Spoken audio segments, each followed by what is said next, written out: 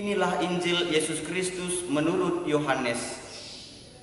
Dalam amanat perpisahannya, Yesus berkata kepada murid-muridnya, "Seperti Bapa telah mengasihi aku, demikian juga aku telah mengasihi kamu.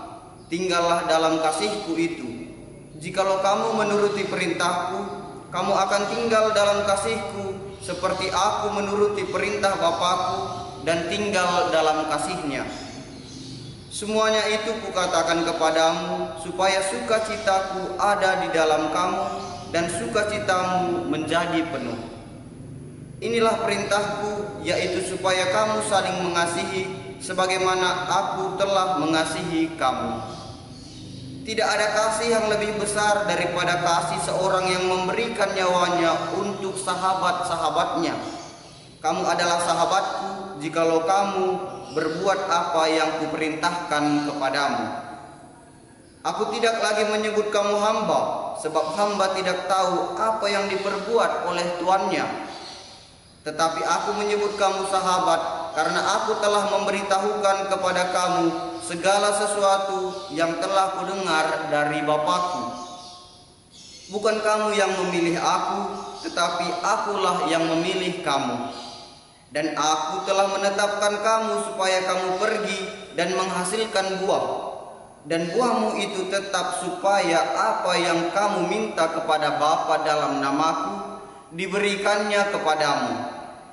Inilah perintahku kepadamu, kasihilah seorang akan yang lain." Demikianlah Injil Tuhan. Pace ebene. Saudara-saudariku yang terkasih dalam Tuhan kita Yesus Kristus, selamat hari Minggu kepada kita semua. Pada hari ini kita memasuki pekan Paskah ke-6. Dalam bacaan suci yang baru saja kita dengar, Tuhan Yesus bersabda bahwa dasar kesatuannya dengan para murid adalah cinta kasih.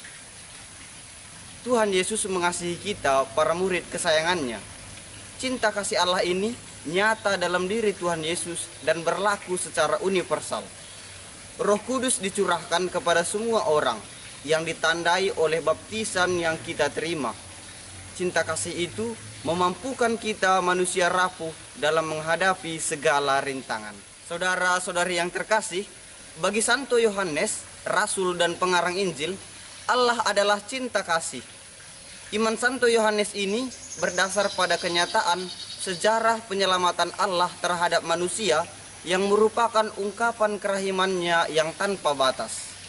Sekalipun dosa manusia menghalangi, kerahiman Allah terus berlanjut. Wujud cinta kasih Allah berpuncak pada perutusan putranya yang rela wafat di salib dan menjadi kurban silih atas dosa-dosa kita manusia. Teladan paling sempurna dalam mengamalkan cinta kasih ini ditemukan dalam diri Tuhan kita Yesus Kristus. Perbuatan saling mengasihi satu sama lain dikehendaki oleh Allah Bapa untuk kita lakukan, karena cinta kasih yang sejati itu berasal dari Allah. Saudara-saudariku yang terkasih, warta yang kita dengar dalam Injil hari ini adalah pentingnya menaruh cinta kasih satu sama lain, sebagaimana Tuhan telah mengasihi kita. Tindakan ini merupakan ciri khas hidup seorang Kristen yang sejati. Tindakan saling menaruh cinta kasih satu sama lain dilakukan dengan sikap pertama, terbuka pada sabda Allah, kemudian mendengarkan suaranya, percaya pada Injil, hingga pada saat puncaknya yaitu menuruti perintahnya. Dengan tinggal dalam kasihnya, kita pun disebut sebagai sahabat Tuhan. Hal tersebut akan memberi rasa sukacita yang penuh dalam diri kita. Tuhan Yesus juga bersabda bahwa permohonan orang yang bersatu dengan Allah akan dikabulkan oleh Bapa. Namun kita harus sadar bahwa relasi dengan Tuhan pertama-tama tidak lahir dari inisiatif manusia, melainkan lahir dari inisiatif dari Allah, Sang pelaku utama dan pertama. Dalam hal ini kita dapat mengerti bahwa rahmat dan kodrat bekerja sama dalam mewujud nyatakan cinta kasih Allah di dunia ini. Orang beriman yang menaruh kasih kepada Allah akan memampukannya untuk berbagi kepada semua orang.